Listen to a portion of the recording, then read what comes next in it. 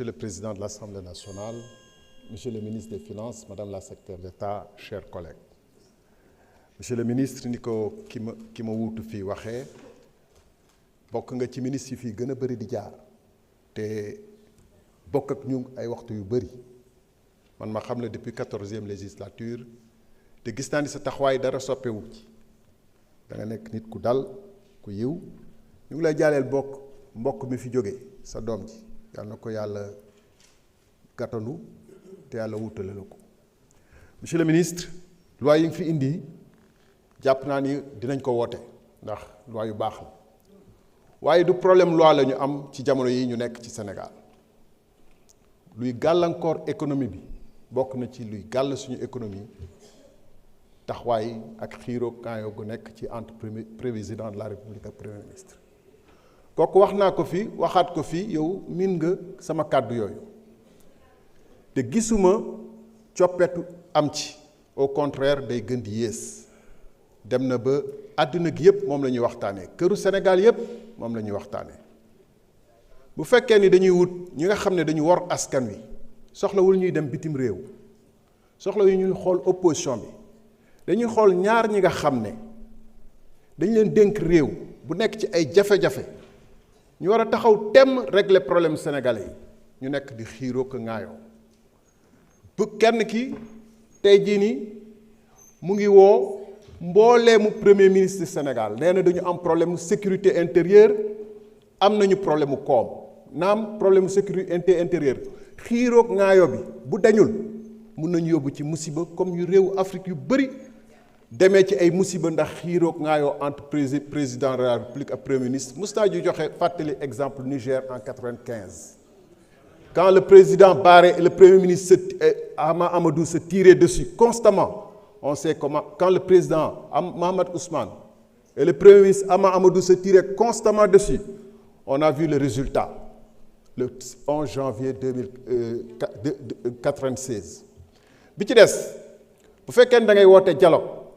ngay woote ancien premier ministre te am actuel premier ministre bu noog dialogue ak moom nga am day woo ay ancien premier ministre ancien ministre des finances am actuel premier ministre bu noog dialogue ak moom ban sens la am. nañu waxante dëgg nu ñu bàyyi caaxaan yi te bañ a jàpp sénégalais yi pour des enfants topp fii di wax impérialisme ak lutte contre l'impérialisme des traites wax naa ko fii les traites sont dans l'intérieur de la forteresse doyen soxlawul ngeen di wax tout le temps impérialisme ces mots galvaudés là nga xam ne chaque fois ngeen di koy wax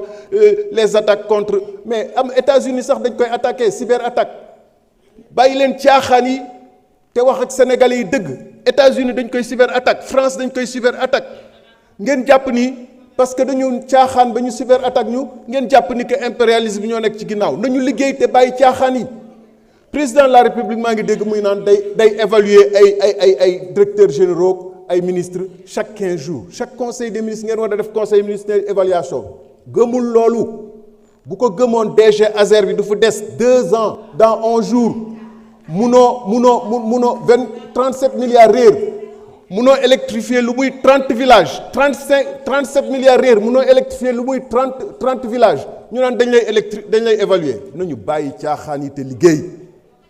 te bàyyi caaxaan yi tamit fii assemblée nationale bañ a defal premier ministre bi fii salon cabinet d'avocat wala salon de thérapie. Assemblée nationale du salon de thérapie pour le premier ministre saa yu amee problème ak président de la République mu ñëw fii naan day def showam pour kële mu ngi wax fële moom muy wax fii nañu liggéey mënu leen ko ràcceel loi keroog defal ko loi L29 L30 modifier ko spécifiquement pour lui tey tamit ngeen jóg. S'il vous plaît, laissez-le terminer. Que je peux parler sans que ce qu'ils font là ne me dérange plus hein. Ça me laisse de marbre, je suis habitué. Chers collègues, s'il vous plaît, laissez-le terminer.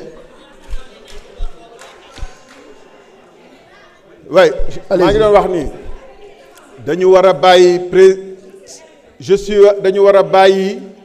dañu war a bàyyi assemblée nationale bu ñu bëgg a defal cabinet d'avocat wala cabinet de thérapie de premier ministre saa yu amee problème ci biti keroog ba mu fi mujjee coow homosexuel li la woon mu ñëw fii tey ñu ngi wax ay xarit ay doomu ndeyam yu am problème mu am ak problème ak premier ministre mu bëgg a ñëwaat fii mu am problème ba président de la république mu ngi bëgg a ñëwaat fii nañu bàyyi caaxaan yi te liggéey nañu bàyyi caaxaan yi te liggéeyal askanu Sénégal te fàttaliku ni askanu Sénégal moo ñu fi indi bi ci daaneel bu may des maa ngi wax président de la république bu fekkee dafa bëgg a dialogue nag na fàttaliku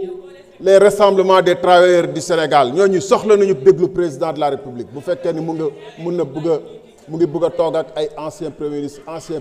ministre bu fekkente ni dafa bëgg a dialoguer na dialoguer ak les maraîchers yi nga xam ne dañu am problème tey pour jaay seeni produits bu fekkee dafa bëgg a dialoguer na dem déglu les tailleurs du Sénégal qui ont des problèmes bu fekkee dafa bëgg a dialoguer na recevoir étudiants yi nga xam ne tas nañu seen amicale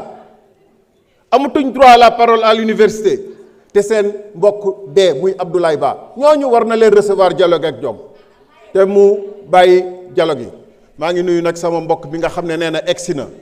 nga xam ne moom nee na saaga ak xuloo ak xiiroo moom mooy spécialité fii.